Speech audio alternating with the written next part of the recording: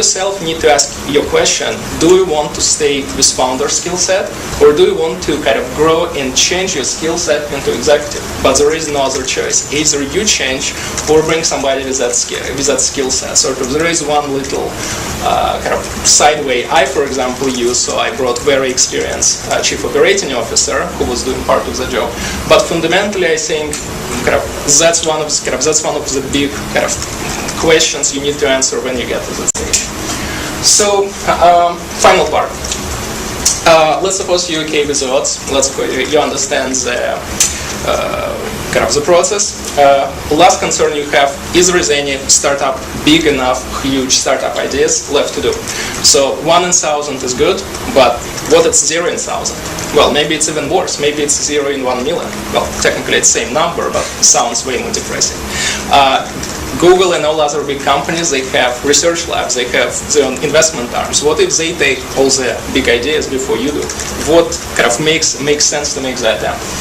So what follows is just my personal kind of speculations. This is no science by any means, but sort of some school of thought that maybe will help you discover new startup ideas.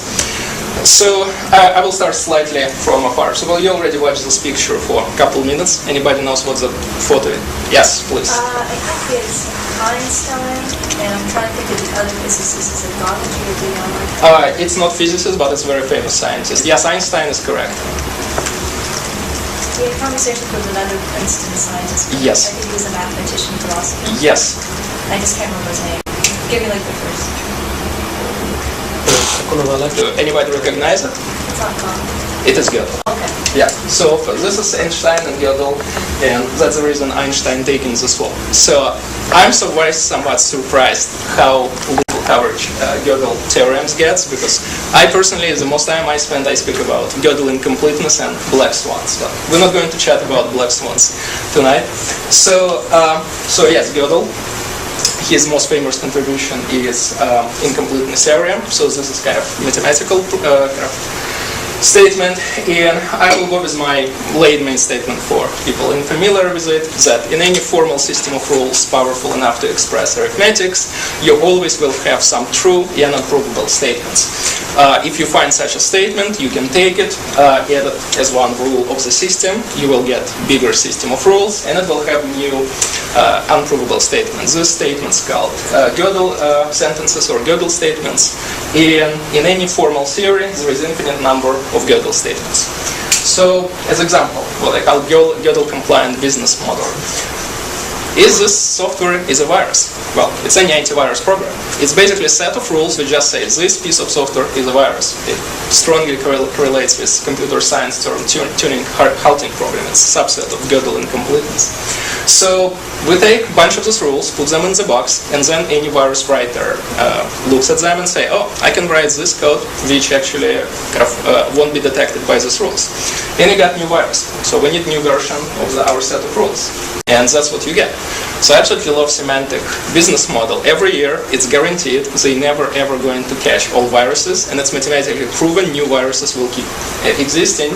And some 17-year-old kid right now looking at latest semantic box and making sure that that picture of Anna Kournikova is actually much, much worse when you click it.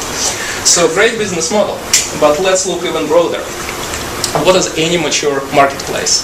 It's basically a system of formal rules. It's big companies set up these rules because they have these big processes we just discussed to serve the existing models, and they have lots of basically 9 to 5 people working for them, and these people are not that creative or innovative. They need rules to operate, and every company basically formalized. You get all this employee handbook and all the guidelines and etc. How you discover products, how you develop them, how you sell, etc., etc. So let's look at, for example, you're a Microsoft executive sitting in a Microsoft chair on Microsoft campus, sometimes late 90s. You completely own the world. You completely know how OEM software works, how retail sales work, how you sell your boxes. You completely rule the world. There is a couple guys who are doing something with search engine. They're about to start selling keywords on that search engine. What you as Microsoft executive understand about that model? Well, pretty much nothing. It's not within your formal system of rules. You don't have research, you don't have data, you never done anything like this, and actually it's never been proven before that it actually works. But turns out, the system actually works great. It's unprovable, but it's an awesome business model. So a couple years later, Google executive sits in Google chair. They own the world. Microsoft in hysterics. Still Balmer is throwing chairs. And there is this little guy who doesn't even have PhD, who dropped out of Harvard, and he starts a stupid website about connecting friends by links, and what Google knows about that model. Yet again, same thing. They have no research, no previous data. There is no way to prove does it actually works or not. So it's completely outside of their radar. Today, of course, we have Mark Zuckerberg. He has 500 million users. He sits very confidently in Facebook campus. Is it geolocation? I don't know. Maybe it's actually false positive.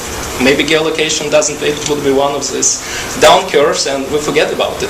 That's the whole beauty of Silicon Valley. We never know what's happened next. Somebody always experiments with new model. So idea for your startup is obviously your Gödel statement. That's why there is no system of formal rules how you find that idea, how you determine, oh, that's definitely going to work. That's why we have such high rate of failure we talked about.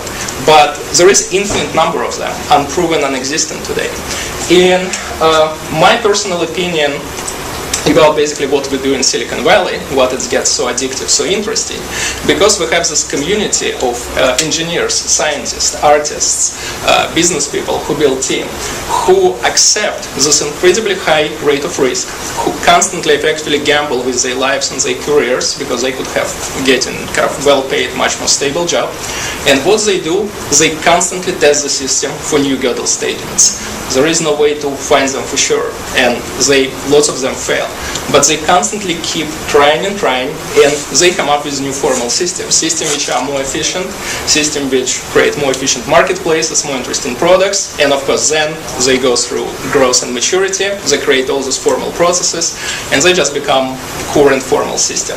And I think that's what makes this whole space so exciting. There is always infinite number of startups you can do with explosive potential, and no year is the same as any previous year.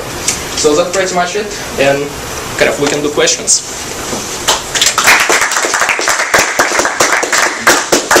Yeah. So the first slide you started with, this was all the companies you worked in, is that correct? Worked it, joined it, but lots of them were startups. So you say basically none of them kind of ended being a... So none of them were None of them was a Facebook, okay. Yeah, none of them was Facebook, none of them was Twitter. Some of them sold for millions of dollars, but none of them was that big. Okay. So you're talking about several slides back about how the cost to start a company, especially in consumer web, is extremely low now, and we're seeing a lot of angels rally around this concept. And even people like Dave McClure raising these smaller funds now to take this approach. So my question is, why do more of these people and more of the entrepreneurs not take an approach of create 1,000 companies, or 500 within a group of 50 or so people who can launch them really fast and become a company incubator and not grow them beyond the growth curve that you're talking about, and look to, even though they're not going to get huge multiples? I think that's pretty much where it's going, at least on web front. So that's the reason Dave McClure raised that fund, and that's why we have so many what we call super angels who do this small investment. And so, but effectively, this graph is scale free. So I mean, if you look at the graph of, say, VC investment 10 years ago, it's just basically the same graph. We just now can run it on tens of millions rather than hundreds of millions as total industry size.